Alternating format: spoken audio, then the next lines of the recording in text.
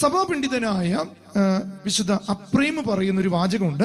ശുദ്ധീകരണ സ്ഥലത്തിലെ യാതനകൾ അതികഠിനമായതിനാൽ അവിടെ ഒരു നിമിഷം ഒരു യുഗ അനുഭവമായിരുന്നു, ഒരു യുഗത്തിന്റെ, ഒരു നൂറ്റാണ്ടിന്റെ അനുഭവമായിരിക്കുന്നതാണ് സഭാപണ്ഡിതനായ അപ്രേമിന്റെ അഭിപ്രായത്തിൽ പറയുന്നത്. മറ്റൊന്ന് പറയുന്ന അലക്സാണ്ടറിലെ വിശുദ്ധ സിറിൽ പറയുന്ന വാചകതാണ്: വിധി ദിവസം വരെ ഭൂമിയിലെ എല്ലാ യാതനകളും സഹിക്കുന്നതാണ് ശുദ്ധീകരണ സ്ഥലത്തില് ഒരു ദിവസം കഴിയുന്നതിനേക്കാൾ ഭേദം. അപ്പൊ ഏറ്റവും വലിയ ക്യാൻസർ വന്ന വ്യക്തിക്കും ശരിക്കും ശുദ്ധീകരണത്തിലെ യാതനകൾ ഒന്നുമല്ല.